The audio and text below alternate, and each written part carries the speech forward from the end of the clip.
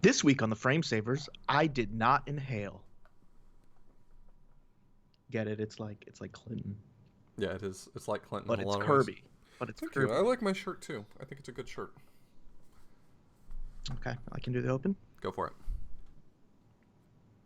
What's going on, everybody? We are here with a special live episode of the Frame Savers, streaming live on Retro Gaming Live TV. Give them a big shout out. Follow them if you haven't. But we decided to do a surprise live episode. We haven't done one of these in quite a bit of time.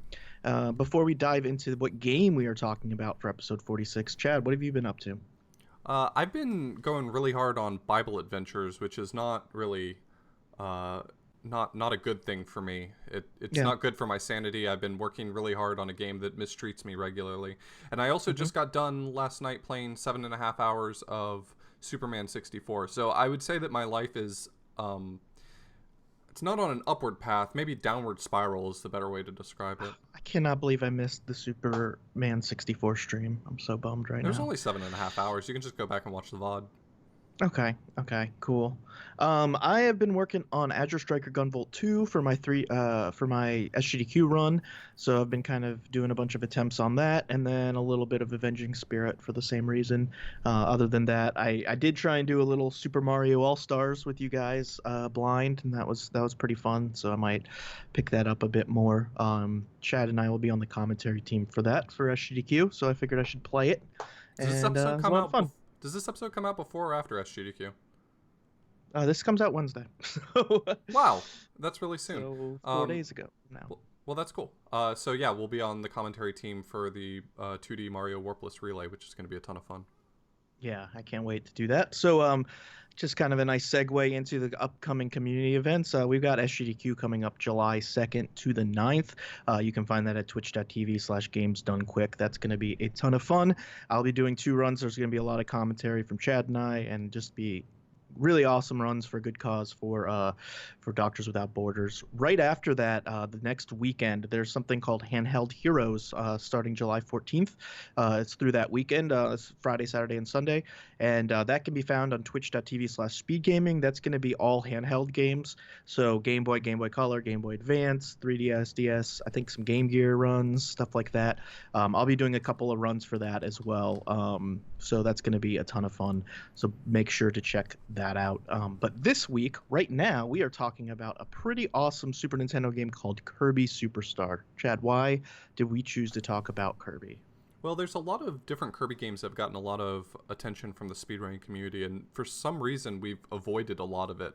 And this one is commonly considered by a lot of people to be one of the best Kirby games in the series. So this seems like an easy one to start with. It's received a ton of attention from a ton of high caliber speedrunners, and this is just an awesome game that there's a lot to talk about. So it seemed like a easy introduction into the Kirby series.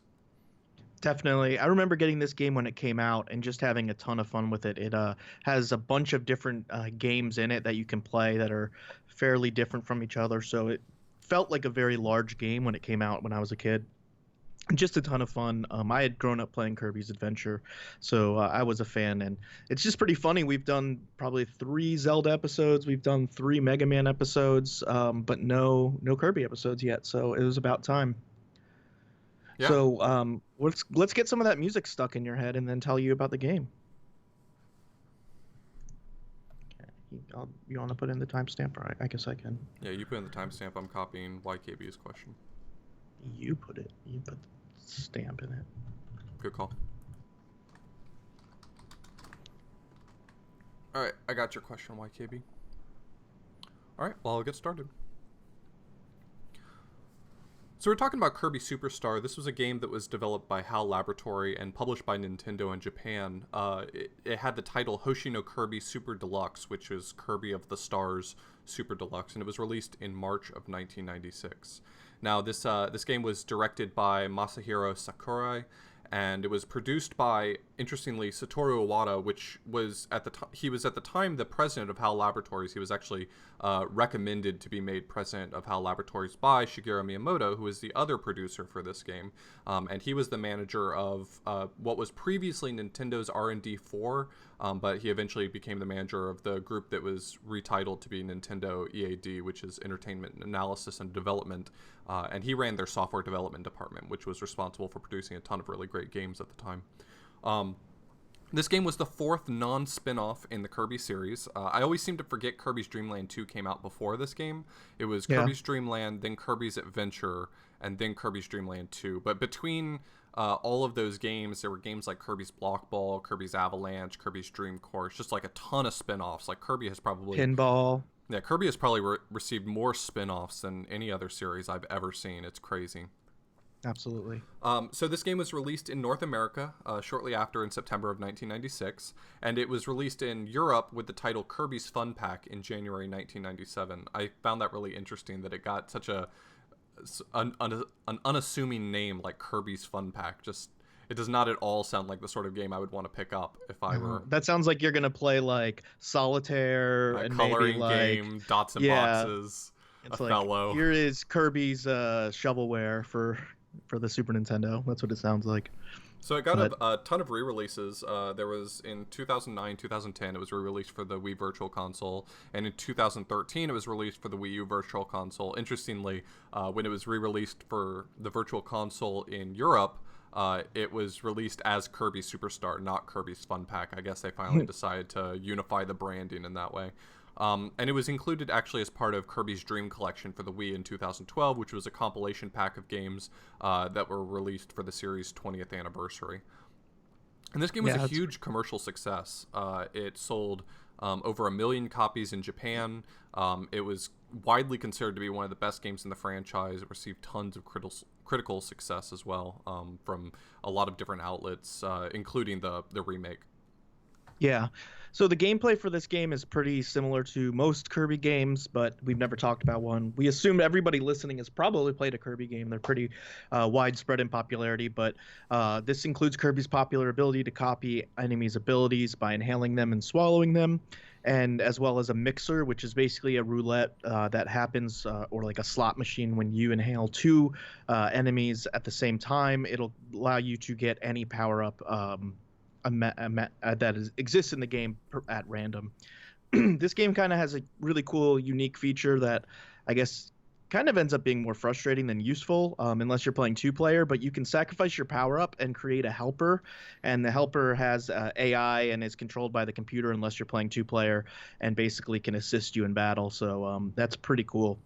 Yeah, that's a good point. You can actually as a second player, you can control any of the helpers, which I think is an interesting twist. It's sort of the little brother mode, allow you to have someone hop in and basically don't do any harm to the game. They just kind of wander around and follow you. It's basically like playing as Tails in Sonic, where you have very little impact, but like you feel like you're contributing. So definitely, it's like giving your little brother the unplugged controller. Yeah, exactly. And so the North America box art boasted 8 games in one. Most are platforming-oriented games with basic twists and short story arcs, and then there's a few simple mini games. So you've got Spring Breeze. It's basically a simplified remake of Kirby's Dream Land. Some of the levels merged together, and a few of the bosses and boss refights were removed to make it shorter.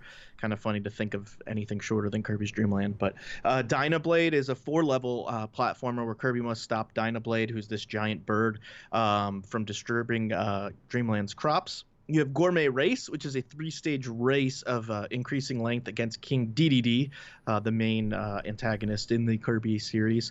And basically, you have to eat as much food as possible while running through these little obstacle courses. The winner of each stage is whoever eats the most food by the time either player crosses the finish line, and then there's bonus points awarded to the player who crosses first. So it's not necessarily just to finish first. You're trying to eat as much food as possible. And some of those levels have like these crazy twists and turns. Like you can take multiple different paths, and some of them are just faster, but the longer path sometimes has more food. So it's an interesting balance if you're playing against a computer, figuring out how to actually win out over it. Yeah, it's a bit of fun. I think the game that has the most depth to it is the Great Cave Offensive. This is like an adventure style game. It's open world kind of where you're exploring a cave and searching for treasure. So there's all these different treasures you can find. Actually, there's 60 of them. And so there's larger rooms that have free exploration, and you can get a maximum score by collecting all of the treasures. And many of the treasures are nods to other games. Like there's a Triforce from Zelda, there's a Screw Attack from Metroid, there's a Captain Falcon's helmet, and there's a Mr. Saturn, which is from Earthbound. So that's pretty cool. Another one of the really good games is Revenge of the Meta Knight. Now, in this game, you attempt to destroy Meta Knight's battleship. I think this is the first appearance of Meta Knight, who's a really, really popular Kirby character. You can correct me if I'm wrong on Was that. Meta Knight ever in Kirby's Adventure? I don't think No. so. Oh, Okay, there's yeah, an maybe this enemy was that the looks first one. like him with a sword, but it's not. He's not actually in it. So, yeah, I think this is the first appearance of Meta Knight, who will have spin-offs of his own coming in the future. And he's on a battleship called the Halberd. And there's twists on popular bosses such as two Wispy Woods trees named Twin Woods, and Heavy Lobster. And the whole game culminates in two fights with Meta Knight at the end, and an epic escape sequence, kind of like the end of Super Metroid, where you have to escape in time and the ship is exploding. And it's heavily plot driven, which is not something you hear much coming from Kirby games, including dialogue throughout the game from various crew members on the Halberd. So it's pretty much a really good game as well. I really like the Great Cave Offensive and the Meta Knight fight. Yeah, so there's a few more. There's Milky Way Wishes, which is the easily the largest game of the collection. There's 9 planets that you travel between, and the whole point of it is you're trying to restore the power of the giant comet clock Nova, and he can grant wishes. And so Kirby's trying to restore his power in order to get the sun and the moon to stop fighting near his home planet Popstar. And the thing that's interesting about this game in particular is that, unlike the other games, Kirby can't copy enemies' abilities. He actually just collects these copy essences, which is a little statue that once collected, Kirby can at any point in the game transform or can recall that power. It's not limited to just inhaling an enemy that has that power. You can basically summon it at any point in time for the remainder of the game. And the game has sort of a twist ending at the end. Plug your ears if you don't want to hear it. But so at the end, the character that sort of tells Kirby to go on off on this big adventure, Marks, he at the last minute swoops in and whispers to Nova his wish that he wants to control Popstar. So Kirby must destroy Nova and defeat Marks from becoming all powerful. And then One quick yeah, one go quick for it. thing, Meta Knight actually did appear in Kirby's Adventure. He was an ally of King Dedede's, and the boss of the Orange Ocean level. So I played that game as a kid. I guess I feel like he didn't stand out as much because this is the first time I really remember like having some gravity towards Meta Knight as a character. But I guess he did appear in the Kirby's Adventure. So Yeah, a lot of old game series kind of did that, like recalling an enemy that, I mean, back in the NES era, not a lot was devoted to plot sometimes. So you'd have some character that you almost forgot existed or that they never named explicitly, but that they finally get fleshed out in later series, which is kind of nice. yeah, definitely. So there was also an arena mode. This is a really interesting mode, and for the speedrun, it's kind of the most nerve-wracking part because it culminates the entire run at the very end. It's an endurance mode where Kirby has to battle every single boss in the game, one after another without dying. And the arena has 26 bosses over the course of 19 different rounds. You can start with any power that you want to, but you are given specific options for powers to change to between rounds. And over the course of the entire 19 rounds and 26 bosses, there are only 5 maximum tomatoes available to you to heal. So it's not just an endurance match to see how long you can last, but even more so, you really have to learn how to be very conservative with your health because taking a few errant hits in one boss may not matter a whole lot, but if you have to do that 19 rounds in a row, it adds up very quickly. So you have to learn how to Yeah, play really conservatively, maybe in the way that you wouldn't play during the game itself. Yeah, it forces you to learn the boss patterns a little bit more than you probably would in one of the actual gameplay modes, because you have to face so many of them in a row. So it's kind of reminiscent of like a fighting game almost. It's pretty cool. Yeah, so there's two more mini games. They're not included in any of the speedruns, but they are part of this game pack. One of them is called Samurai Kirby, which is a timing mini game, very similar to Kirby's Adventures Quick Draw mode, or you may be more familiar with the game Wild Gunman, which was a game for the NES with the zapper. It's basically, as soon as it says draw, you have to be the first person to press a button.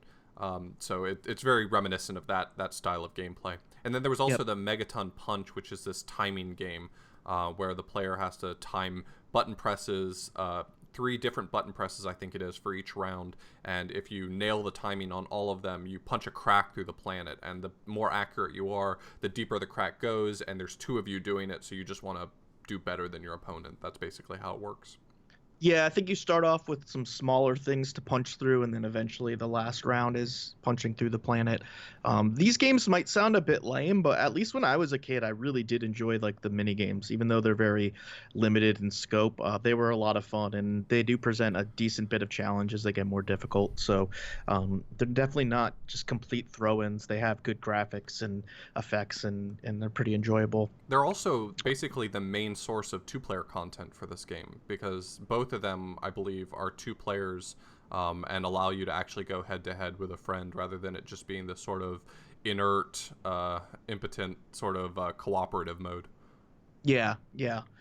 So a remake was made for this actually for the Nintendo DS in 2008. It was titled Kirby Superstar Ultra. So this included all of the original games as well as some advanced or expert versions of the games, such as there was Revenge of the King, which is an advanced version of Spring Breeze. You have Meta Nightmare Ultra, where you play as Meta Knight through levels based on Spring Breeze, Dynablade, Great Cave Offensive, Revenge of the Meta Knight, and Milky Way Wishes. I think that's a pretty popular speedrun actually.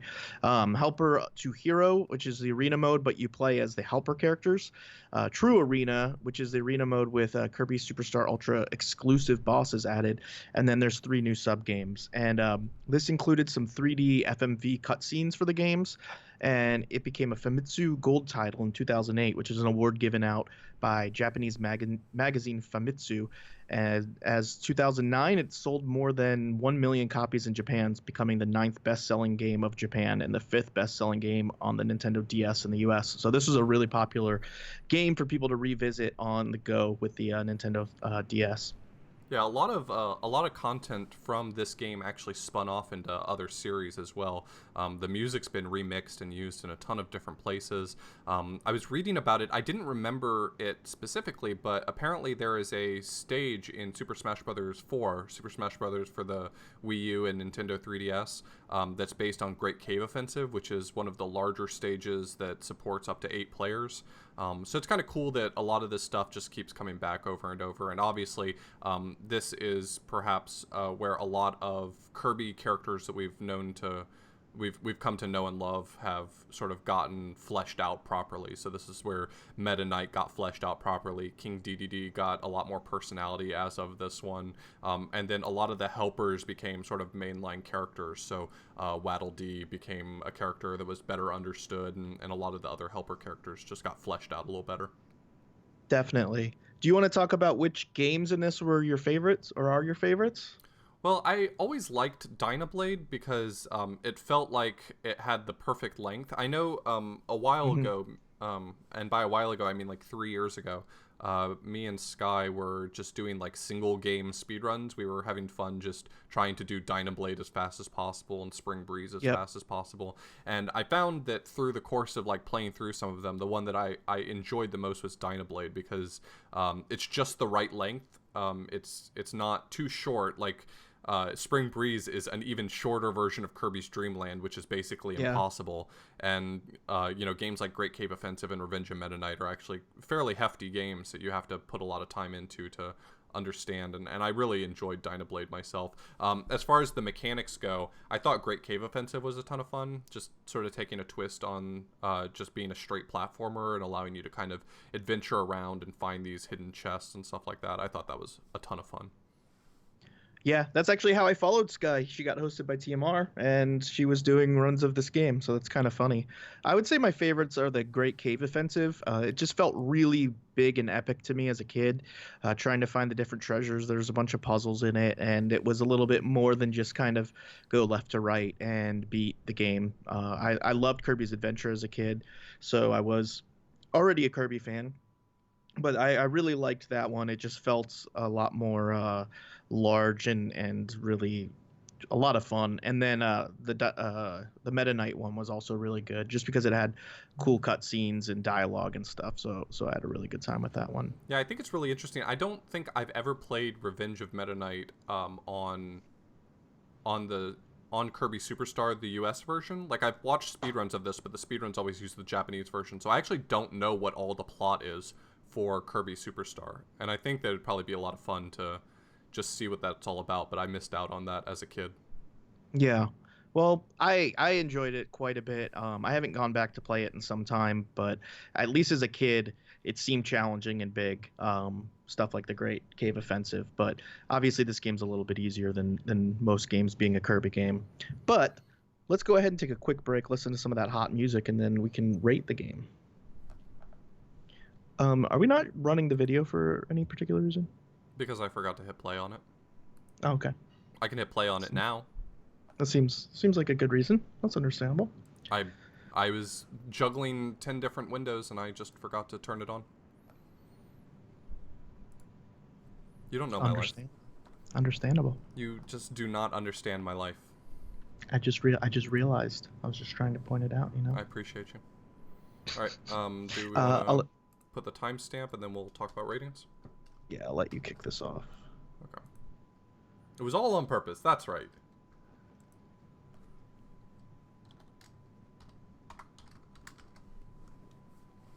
Okay, as usual, we're going to talk a little bit about this game. We're going to break it down based on its graphics, music, controls, difficulty, fun, and then at the end, we're just going to give it an overall rating, talk about how we felt about the game. So I'm going to just kick it off and let John give the most obvious answer in the world for graphics.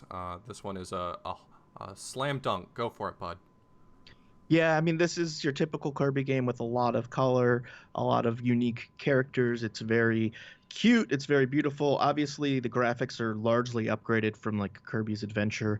There's like, multiple layers of parallax scrolling, which are really sweet. There's a larger variety of enemies and abilities that all look cute and cool. Everything in Kirby is always adorable. It's probably the most adorable game in existence. It's definitely the most adorable game we've ever talked about. So, I mean, these graphics are top notch.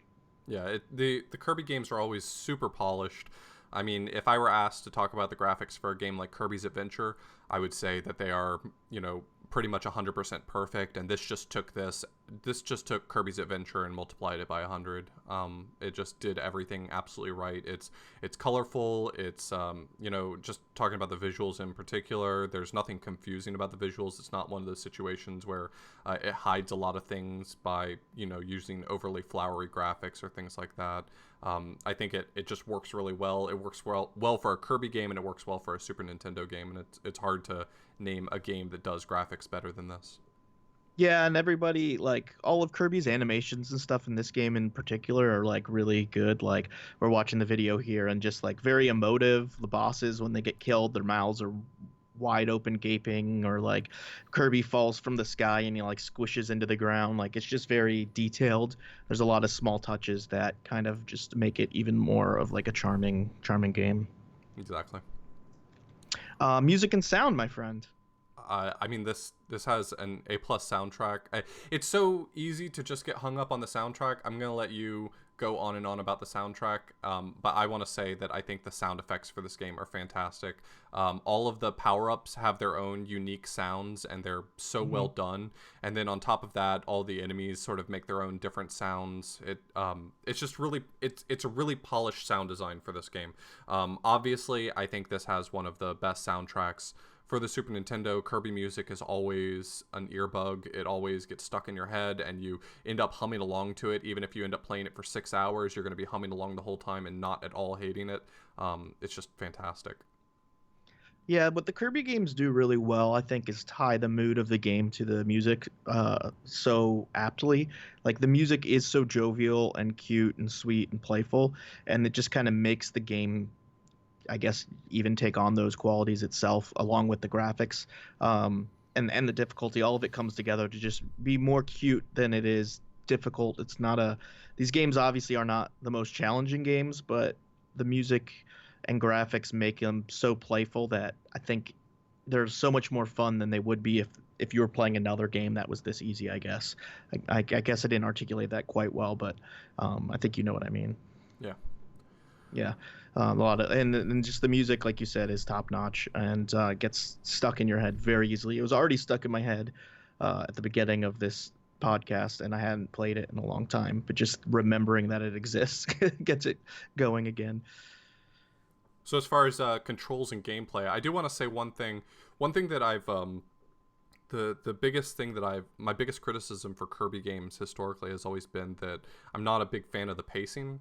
There are Hmm. ways to go fast in Kirby games, but I feel like overall it's a very slow game, and I understand why. I think it's a game that's more geared toward kids and casual players, and for that reason, a slower paced game gives you time to sort of react to things properly. It gives you time to evaluate your options and look around you and be able to admire the scenery and know how to approach different challenges. But one criticism I will give for the game is that it is just like any other Kirby game, an extremely slow-paced game. The Wheelie Rider, you can go pretty fast. With Jet, you can go pretty fast. With Fireball, you can go pretty fast. But unless you have those power-ups at all times, you're looking at either sliding or floating your way through the entire game, which can be a little bit slow. Otherwise, I think the controls are fantastic. A lot of different things are tied into the controls. We'll talk a little bit about, for instance, in the speedrun, we'll talk a little bit about how the controls for some of the power-ups work, like the plasma, is really fascinating. How you can sort of game the system to manipulate what they were going for, but in general, I think the controls are really tight. It's hard to feel challenged by it, which is maybe a knock against it, but the game does what you want it to do. So Yeah, definitely. I feel the same way about Kirby games, which is probably why I've never speedrun one. At least like when you're playing something like Kirby's Dream Land or Kirby's Adventure, when you're just standard Kirby, you feel almost like you're a parachute and the wind's pushing into you. Like everything's pulling you back from moving quickly as your standard Kirby, and that kind of drives me nuts. But that's in terms of a speed run, obviously. Sense. In terms of the gameplay, I think one of the things that makes this game unique is that it is 8 games, and so it has a lot of varied gameplay, a lot of different types of games, and that gave it a lot of replayability when I played it as a kid. I really enjoyed being able to switch between the different games, and also they were in smaller chunks that made them more beatable in one sitting for somebody who's I was probably in 6th grade or something, good enough to beat the game, but definitely not going to like dominate it like I might now. So it was I think it should get a big upgrade just for having all these different games in it, and most of them being fairly satisfactory experiences on their own. They don't feel like very cheap or anything. And I really enjoyed, like I said, in terms of the varied gameplay, the Great Cave Offensive to me was just a really unique Kirby experience that I haven't really experienced since, where you're exploring and hunting for secrets, and that's never been a huge part of the Kirby series, and I really liked how that played out. So, yeah, what do you think about the difficulty and fairness? I I understand that I'm not the target audience for this, so take it with a grain of salt, but I've never enjoyed how easy the Kirby games are. I don't feel Yeah. challenged by them.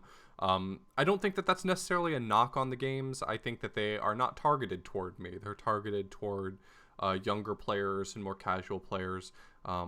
I think that this game does a good job of difficulty with the arena mode. I don't think that I could at any given moment just go out and beat arena mode. I think that's a good opportunity to up the difficulty level quite a bit. But in general, I don't think that this game is all that challenging, and not necessarily in the good way. Um, Hmm. I think it'd be nice to see some things be more challenging, but otherwise, I guess that's my roundabout way of saying it's too easy. Yeah, certainly. I would agree. I can kind of look back at the perspective of when I was playing this in 1996, and it didn't come off as too easy to me then, and I was more of the target audience then than I am now. So, in that perspective, I guess it's pretty well balanced for its intended audience. I think as a 31-year-old, it would be too easy for me, but it also did feel like a lot of the treasures were hidden in difficult to find places, and some of the timing and stuff to learn in the mini games was a bit difficult for me. So I might not be as critical of it being easy, but at the same time, yeah, all the Kirby games are a bit too easy for me as well. So, but again, we're not the intended audience for Kirby. So, Yeah. any miscellaneous thoughts? Well, I do want to say one thing about fun and replayability. You talked about how you found it really fun and you thought it gave it a lot of replayability to have like a ton of different mini games. It felt like a lot of variety. I will say, by Hmm. contrast to that, as a kid, I didn't really spend a lot of time with Kirby Superstar because I found it more annoying that it was a lot of small games rather than one big game. It felt like Interesting. there wasn't a good reason for me to play Spring Breeze because even as a kid I could beat it in less than 10 minutes, so it just didn't feel like a worthwhile investment of my time, and then Hmm. repeat that over and over for all of the other little games. I know as a kid that I definitely played this game, but I don't remember feeling motivated to beat it. I feel like I was put off a little bit by it just being what felt like a collection of mini games. I think if I had looked at it a little more closely, I would have realized that there were a few games in there that had a lot more substance to them. But as a kid, Yeah. it just felt like it was a mini game collection, and that wasn't really as interesting to me. Sure. I think as a kid, also my OCD was triggered by the fact that it told you what percent of the game you beat, which is always good. And so I knew that I was trying to get 100%. So whatever new thing I had to do to get that percent to go up, I was willing to do it, including trying to find all the treasures and beat all the games that are kind of less substantial, like the samurai thing and the megaton punch and all that stuff. So um, another thing I guess we hadn't really talked too much about, but there's just a lot of whimsical stuff to the Kirby games.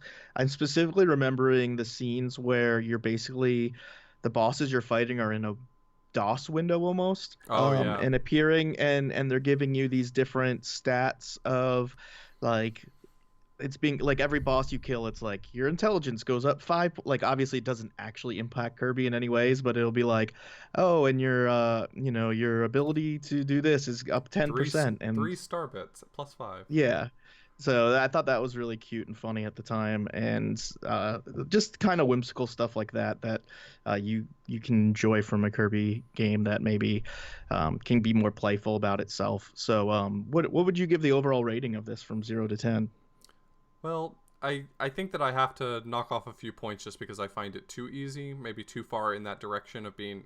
I mean, I understand the value of accessibility, but I think it's maybe too far in that direction, in my opinion. Hmm. I'd probably go with something like an 8, though. I think that this is probably one of the strongest games on the Super Nintendo. It's definitely a must-have for the Kirby series. But I'd love to see an adult Kirby game that really stops me from beating it. Yeah, I can completely understand that. When I was thinking of what I'd give it, I was leaning towards a 9, but I think I'd have to go 8.5 just because of the difficulty. That's the one thing holding me back from saying it's amazing, but it's definitely a well above average, one of the top 10 to 20 games on the SNES, I think, and was a ton of fun when I played it when it came out. So I think something like Kirby's Adventure is probably a better game. Kirby's Adventure is like the biggest game for the NES, and it did have a ton of content. And some of the stuff here could be viewed as filler. Although as a kid, I enjoyed it. I probably would view it as filler now, and so I would probably prefer a much something like the Great Cave Offensive or the Meta Knight one, but longer and not having all these different games in it. So I'll go with an 8.5. Well, then you might enjoy the Nintendo DS remake Kirby Superstar Ultra. Yeah, I might. It's a collector's item too. I mean, it's not like expensive, but it still goes for like $40 or something. That's So, pretty impressive for it to have held its value for that long. yeah, it's a game that I've been wanting to get, but it's just not really like on the cheap end of things. So, and it's hard to emulate stuff like that. But I still say this is a very quality Super Nintendo game for sure. And oh no, it only goes for $15. I'm an idiot. Okay, well I need to buy it then. I need to buy it because it looks cool. You So need to buy it and speedrun it. yep, I'm gonna get the world record after this podcast. All right, You can bet on it. sit tight, listen to some music. We'll be right back with the speedrun.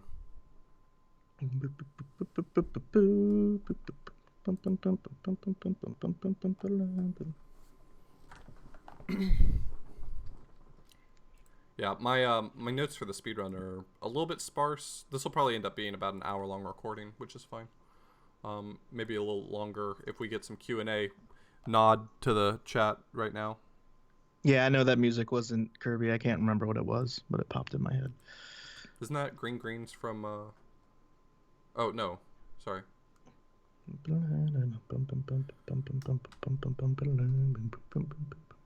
that a Mario song?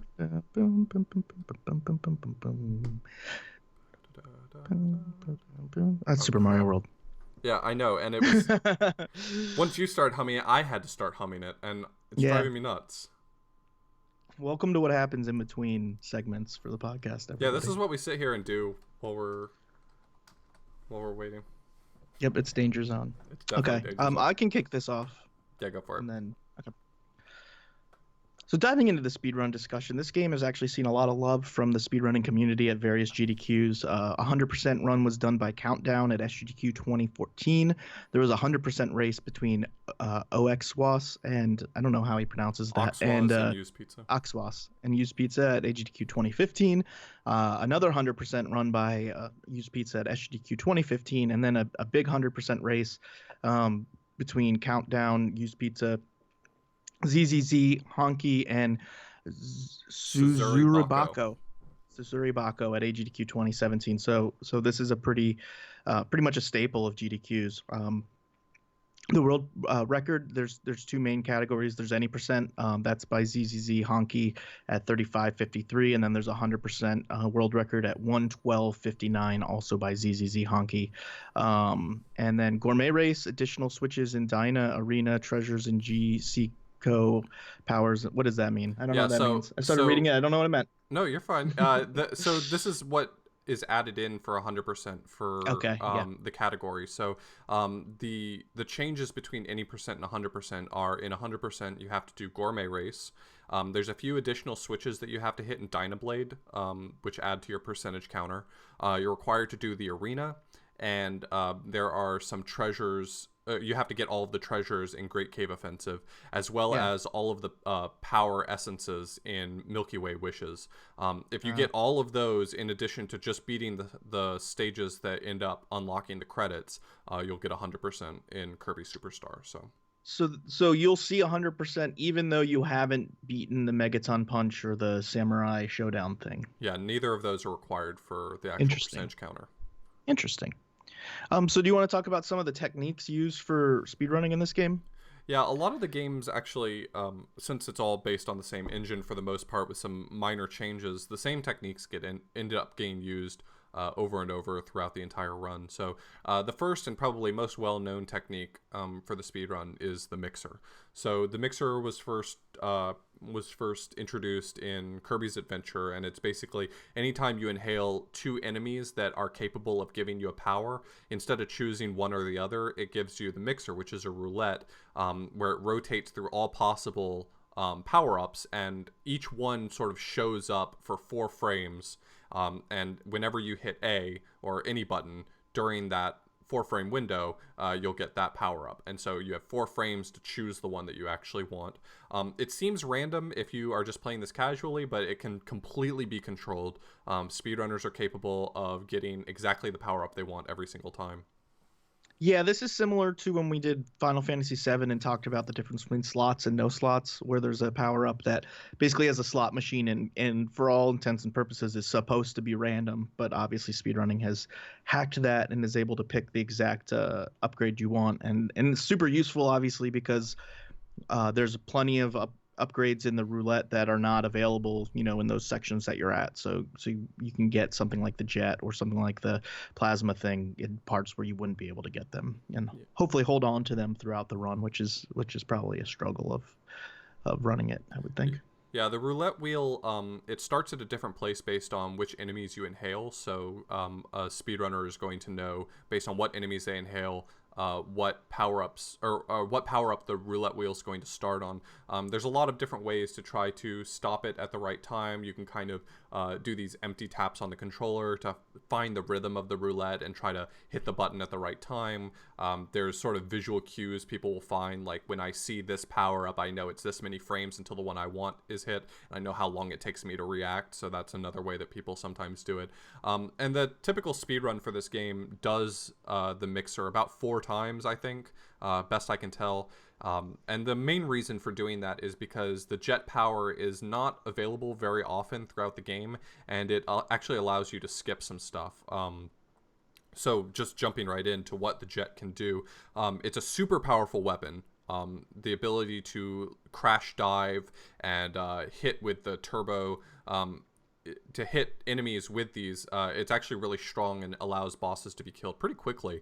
And in addition to that, it has this rocket jump ability. You can charge it up and jump really high, and you can actually jump completely off screen if like the top of the screen's right above you. And what makes that interesting is that a lot of times for some of these mini bosses, the boss trigger, the trigger that starts the mini boss fight, doesn't extend very high above the screen. So if you can jump above that trigger, you can actually skip the mini boss ever appearing and just keep moving.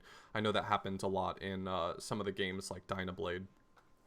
Yeah, it's pretty impressive to watch the movement of somebody who's really good using the rocket or using the jet, because it's pretty intensive in terms of your movement tech, and I find it to be a little bit more enjoyable to watch and probably be more enjoyable to run than in Kirby's Adventure. Basically, you do this same mixer, but you get a UFO, and the UFO kind of just freely travels around at will, and so like the jet kind of has a little bit more precision to kind of having to move through the right spaces in the right ways, and also use as a weapon.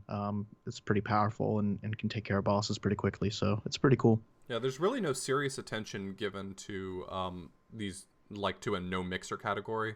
No one has really put a ton of time into like routing the game out where you don't use mixer, which I always thought was kind of interesting, using what was available to you. And I say that because Kirby's Adventure did do that. Kirby's Adventure, the typical speedruns that are done, don't use UFO and don't use Stone Glitch, because it would be really easy to just sort of make the game uninteresting by just getting UFO. So the more common speedruns do not actually use UFO. Yeah, it's one of those things where breaking the game more kind of requires an upgrade, whereas these, a different category, whereas these upgrades still involve a lot more precision, like movement tech, and kind of don't break the game quite as much. So it's doesn't make the game quite as uninteresting as I feel like it does in Kirby's Adventure. Yeah. So, yeah, go for it.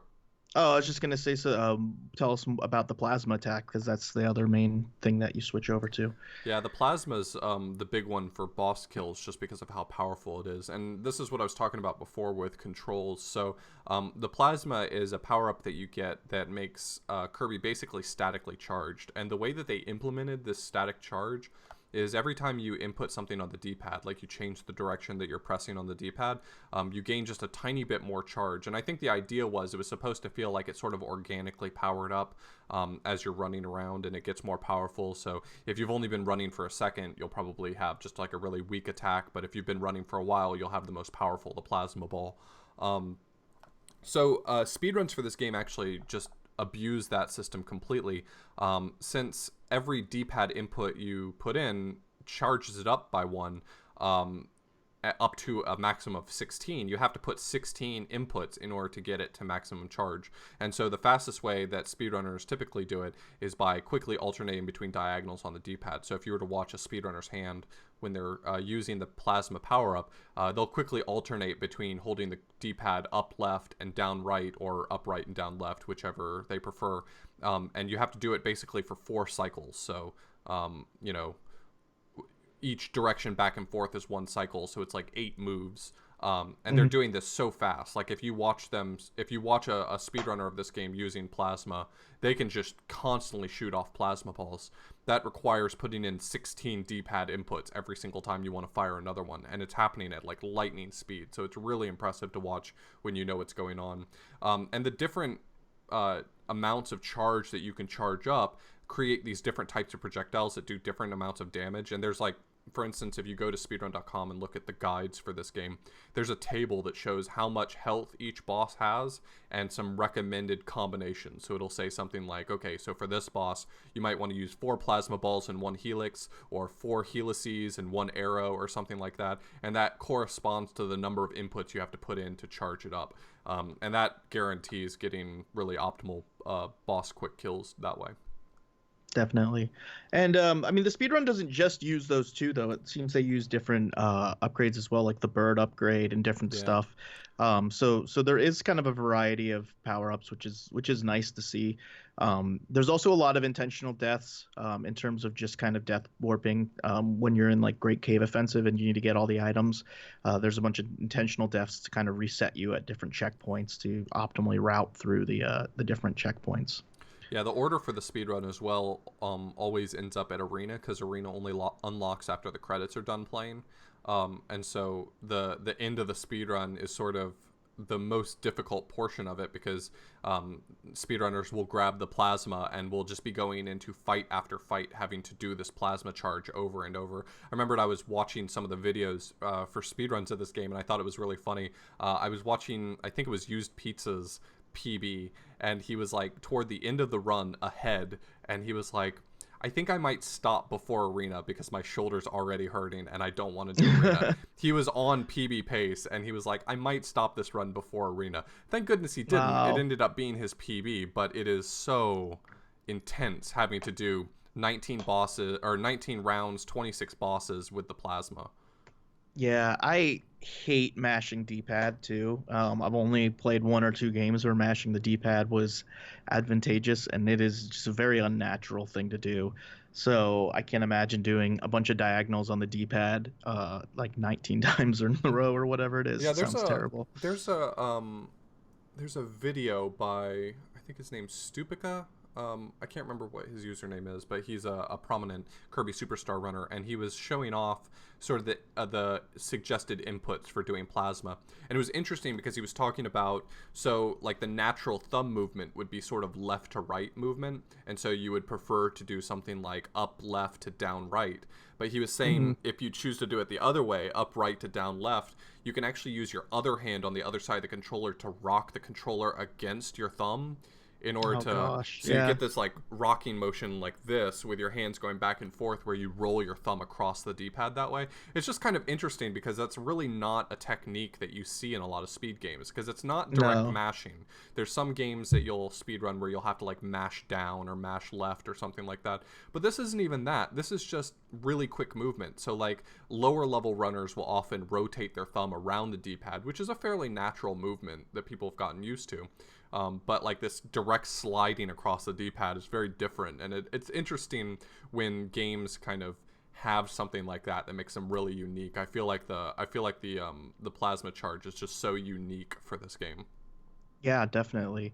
Do you know, just a quick question, it's cool, this is going to be probably our first YouTube video, and we're doing this live, but I'm just watching some of the speedrun in the bottom right by ZZZ Honky, so shout outs, go follow them. Very good, very impressive speedrun, honestly. But do you not have a limited number of lives in like Great Cave Offensive or other things? Because there's a lot of death abuse going on in the run. I don't think so. I don't think you have a number of lives in Great Cave Offensive, but you might. I just think that it doesn't look like you do. It's supposed to be punishing to get reset in the room. I think that's the general idea. Yeah. I think only a few of these games actually have life limits, though. Like I don't think that Revenge of Meta Knight has a life limit, does it?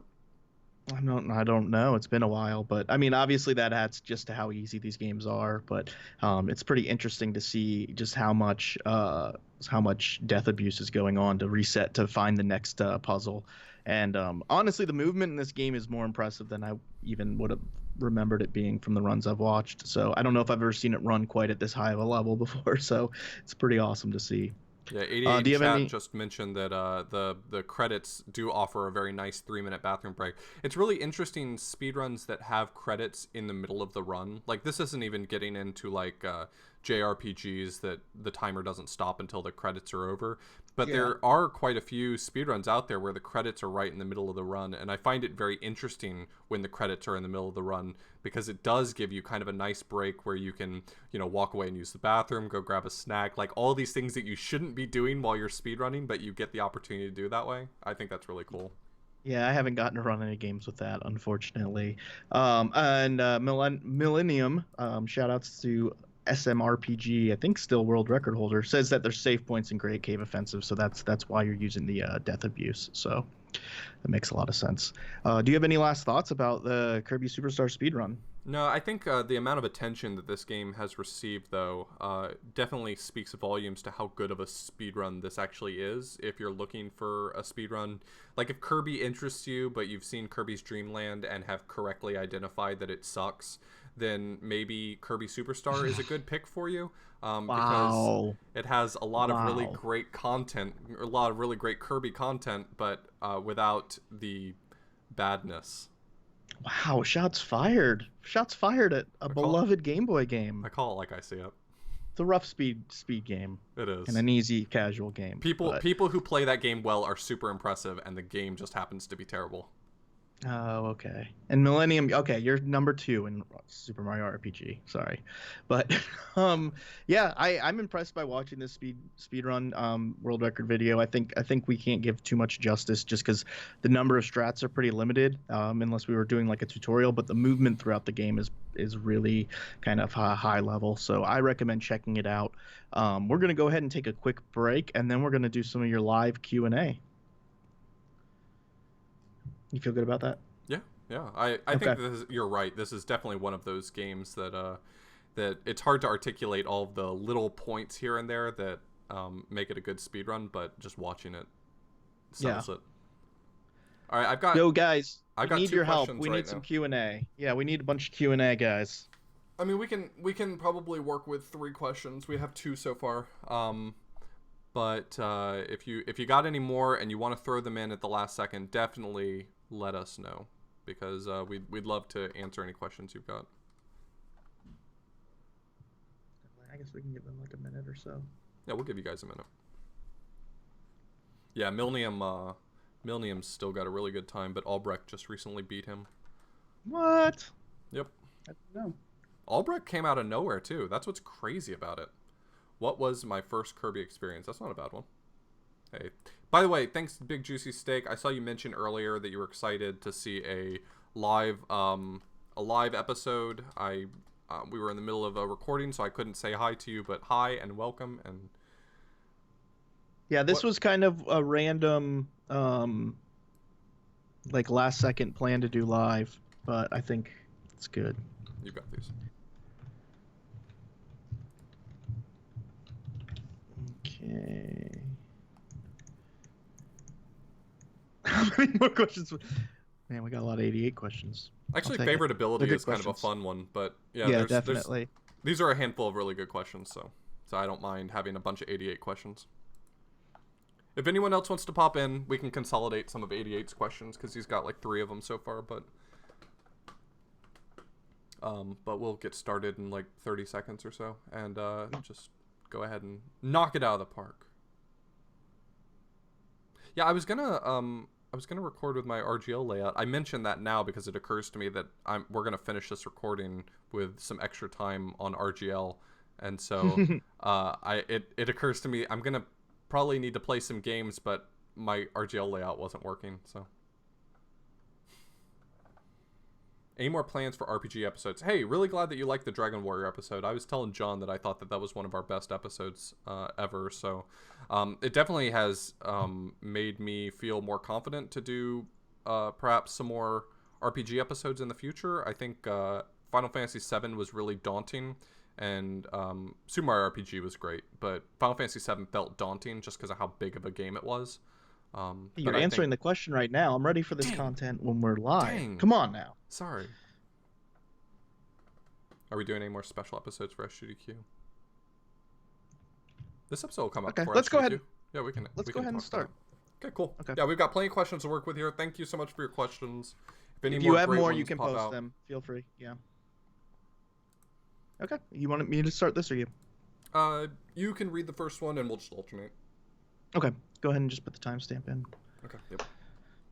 So one of the fun things about doing a live episode here on Retro Gaming Live TV, go give them a follow on Twitch, is that we can do some live Q&A. Sometimes we struggle to get Q&A for episodes, so never feel shy in asking us questions about speedrunning or our lives or anything interesting or weird. The more fun or playful, the better. We're fine with that. But here we got a question from Yellow Killer P, creator of our actual logo for the Frame Savers, and she asks, is this a good game to play as your first casual Kirby game? What do you think, Chad? Yeah, I think this is probably a better one to play than a lot of other options. I think that if you're going to play your first casual Kirby game, so joking about Kirby's Dream Land before aside, I'm not trying to steamroll Kirby's Dream Land, but I don't think that is these days a good pick for your first one, because it pioneered the series, but it didn't have like all the copy abilities, which kind of I think is a downside to it. It doesn't give you what feels like now is the true Kirby experience. So I think this one really fleshes out what I believe to be the true essence of the Kirby series now. I think I would say that for your first casual Kirby game, something more like Kirby's Adventure, or maybe one of the DS games that are like one full length game, what's it called? Return to Dreamland? No, Nightmare in Dreamland. Nightmare in Dreamland on the GBA. Yeah, I think those games are probably a better option for your first casual Kirby game, but I think this is a good one because if you want to spend 10 minutes, you can beat Spring Breeze, or if you have an hour, you can maybe work on Great Cave Offensive. So Yeah, I mean, I haven't gotten to play a ton of Kirby games made after this game, if I'm being honest. Like a bunch of the GBA or DS ones, or like Crystal Shards or anything on N64. I think Kirby's Adventure is the best one I've played, but I think this would be a really good start personally. I think, like you said, also you can just kind of pick it up and play, choose your game based on how much time you have to play. So I think it's pretty cool. definitely. Um, Yeah, so 88 asked, would you guys consider learning Kirby Superstar? I've actually considered learning Kirby Superstar a ton of times. It's a really optimized speed game, which probably says a lot about me that I'm going to say this, but sometimes really, really optimized speed games turn me off a little bit, just because I know that I will have to work hard just to break halfway up the leaderboard, which is not a great attitude in my opinion about speedrunning, but I will say honestly that sometimes that does sway my opinions. Definitely. That being said, Kirby Superstar is one of those games that has been on my forever list of games I need to speedrun one day because of just how fantastic of a speed game it is. Yeah, I don't see myself speedrunning this, to be honest. I've never really enjoyed trying to go fast in a Kirby game. Watching some of this movement tech, it definitely would be interesting, but if I'm honest, there's just so many other games that I want to learn that I don't see this making the cut. And I guess sometimes there's games that are really awesome that I just, for whatever reason, don't have much interest in speedrunning, and this is kind of one of them, I guess, for me. 88 also asked, what was your first Kirby experience? Mine was playing Kirby's Dream Land for the Game Boy. I had that growing up, and I played through it a ton of times, and then I played through Extra Mode a ton of times, and then I played the regular game a ton. I played an absurd amount of Kirby's Dream Land for how short of a game it is, but I played a lot of it growing up.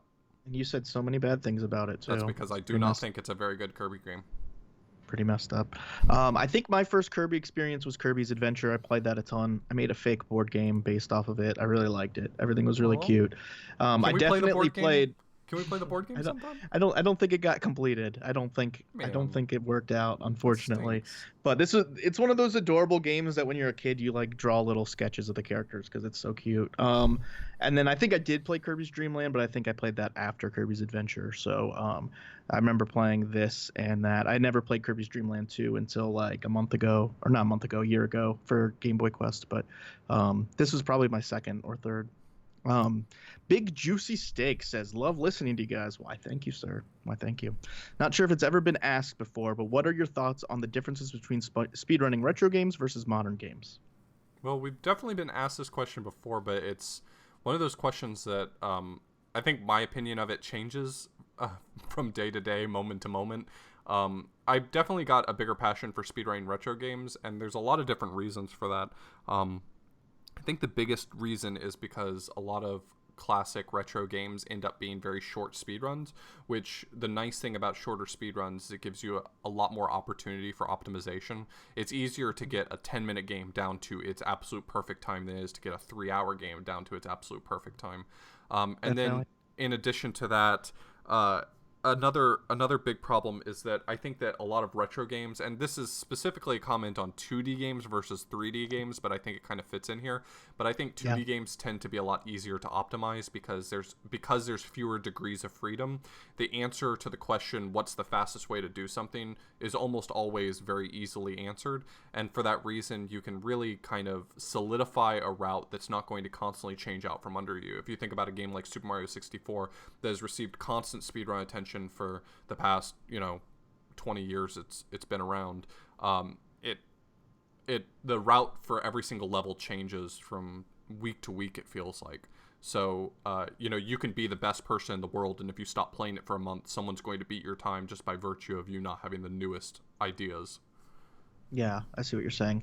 Yeah, I'm thinking 2D versus 3D. One of the things issues I have with 3D games, which I've only speedrun one of ever, is they tend to be incredibly glitched or broken speedruns, which is not necessarily something I am attracted to. I generally like to run games that are, I guess, closer to quote unquote their intended gameplay, which obviously is a broad statement that you could disagree with.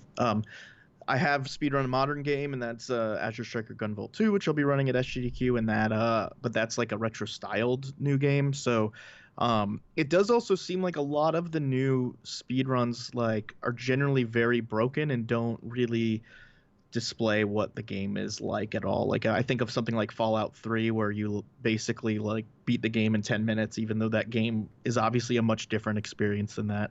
And I think you really put it very articulately when you said there's a less degrees of possibility with a 2D game, which makes it a lot easier to optimize and route. So I'm kind of with you on that, but now I'm all the open. criticisms that I gave for modern games versus retro games are exactly the reason why I think there's so many people who do love modern games, because you can come along 3 years after a game got released when the world record seems unbeatable and just be smarter and have a new idea or something, a willingness to try new things, and you can completely wreck the speedrun just by sheer force of will and determination. Yeah, and even though I don't necessarily like to run very glitched games or learn a lot of modern games, just because I don't play a lot of modern games, I do enjoy watching some of them. Like I think of our boy Matchbox Matt running Mirror's Edge Catalyst, which is an incredibly broken newer game, and it's a ton of fun to watch. But at the same time, I know I would never learn a game like that.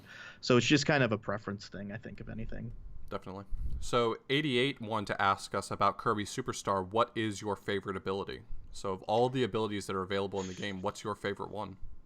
It's been a long time since I've played this, and I don't think I ever had I think to play with, I always liked the sword the most. I felt like it had the most different moves and different ways of utilizing it.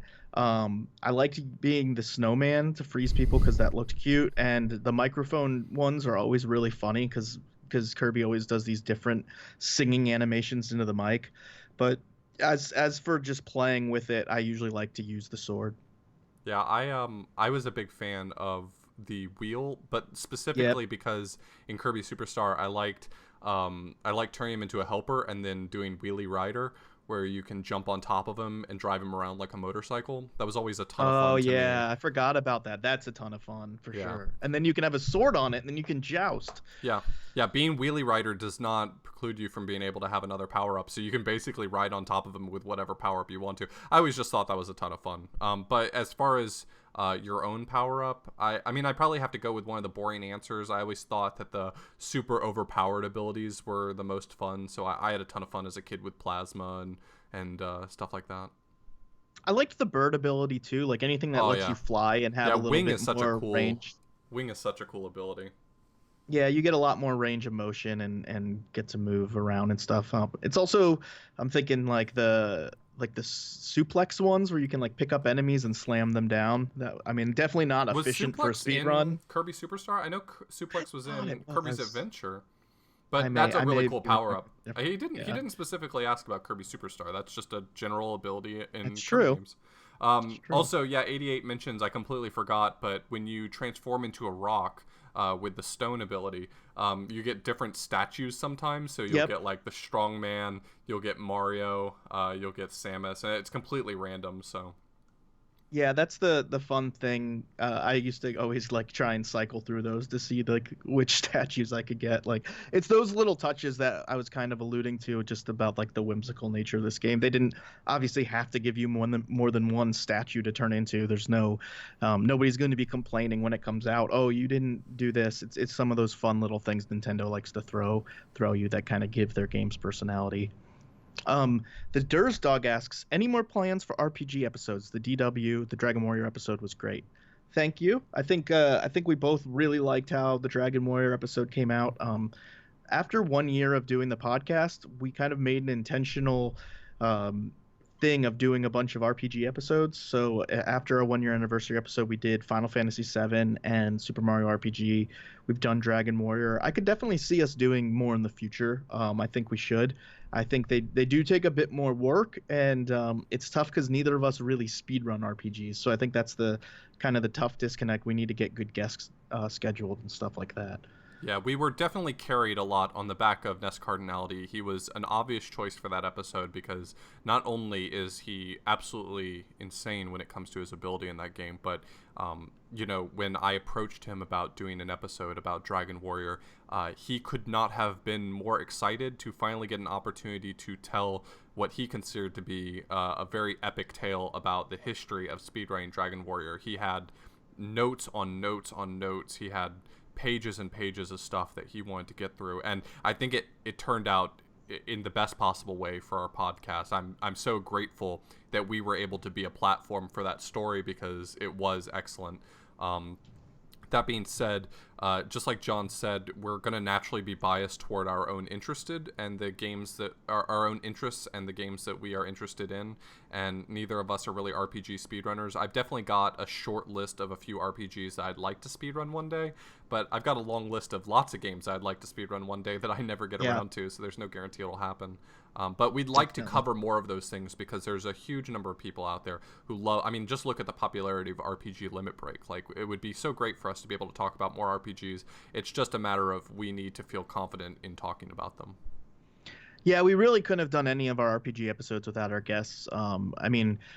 We had Seven Sins on for FF7. We had Lack Attack on for Super Mario RPG. If you want to count Gargoyle's Quest as an RPG, we had our boy Rogue Link on. And so it's something that we definitely would rely on strong guests to do. But I think something like Final Fantasy One especially would be pretty interesting, just because I've watched a lot of that run. There's lots of Final Fantasy games and lots of Dragon Warrior games that have popular runs along with other things, and you know, I definitely would look forward to doing that. Definitely. Um, Yellow Killer Bee asks if we're doing any special episodes for SGDQ. I don't know, John. Are we? The answer is yes. We'll do an SGDQ recap episode after SGDQ. It should come out the Wednesday after, pending our producer being able to do an episode of that kind of turnaround with a baby child that was just born. Yeah. So Shout outs to Brian. But yeah, we will be doing a recap episode, which is always a lot of fun for us to do, just to talk about our favorite runs and talk about the event a bit. definitely. Yeah. We have talked at different times about these sort of um, more or less what work out to be filler episodes, but these episodes are on events that are going on, like when we do Big 20 episodes, and we did an episode that covered Tiny 10. We've done episodes for recaps for a whole bunch of marathons, and while on one hand I think John and I much more prefer the more rigorous focused episodes on each game, that's why we got into doing this podcast. The recap episodes that we do are, I think, a really valuable asset to kind of saying, what's out there to look at and what should you be focusing on. Definitely. So Liam Piper asks, what is your opinion of hacks of video games and whether or not there are any solid hacks of games that would be suitable for speedruns? I do want to say that there are active speedrunning communities centered around some hacks. I know that there are a few runners that focus really heavily on Super Metroid hacks, and also there is basically a sub community of Super Mario World that almost exclusively runs Super Mario World hacks. Like for Yep. instance, Garbanzo Guy and Patrick Power. Those guys, they do run vanilla Super Mario World, but if I had to say what their primary speed game was, I would probably go with something like Super Mario World ROM hacks. And there's a ton of great ones out there for speedrunning, but what you consider to be good for speedrunning is really very subjective, so I guess that would be at your discretion. Yeah, I don't think that I get any say on like what counts as a legitimate speedrun or not. I don't think, I think whatever you want to speedrun should be speedrun. There's definitely people who run a lot of Mega Man ROM hacks too, like the BCAS stuff, and all that stuff's really cool.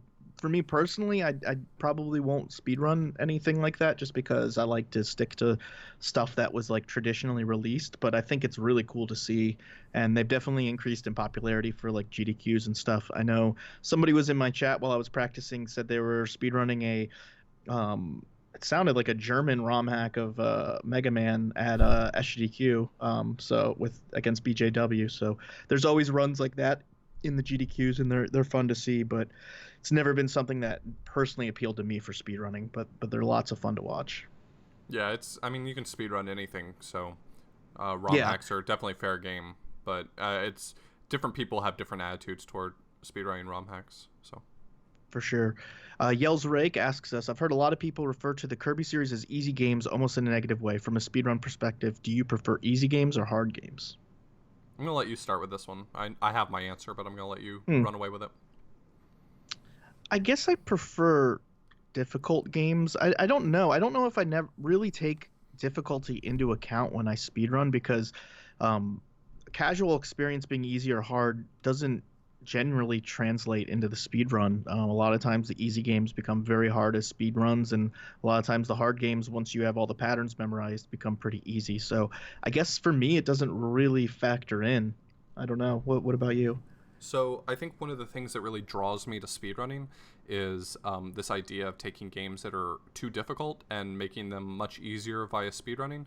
I Yeah. think you can probably see that a lot in some of the bad games that I run. They're basically unplayable in their natural state, but by diligent practice and routing, you make them a lot easier. I know it's what drew me to games like Super Ghouls and Ghosts and Darkman and these games that are just traditionally very difficult to beat. So for me, I would say that I prefer harder games that become easier through speedrunning.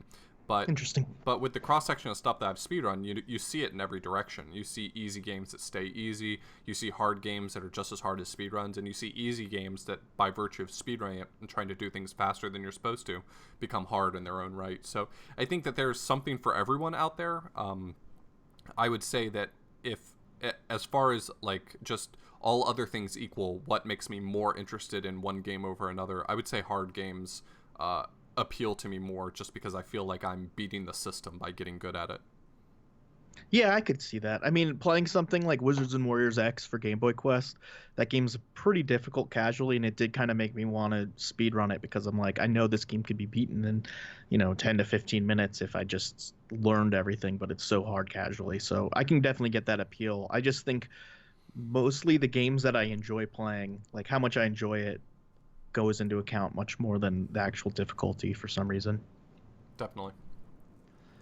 So I think that's our Q&A section. Thank you guys so much for all the awesome questions. Chad, where can they find us if they're looking to find us not on Retro Gaming Live TV? Well, the easiest place to find us would be to take a look at our website, www.theframesavers.com, which has a link to our Discord, our SoundCloud accounts. You can find us on iTunes through there, and it also has a direct link to our Patreon.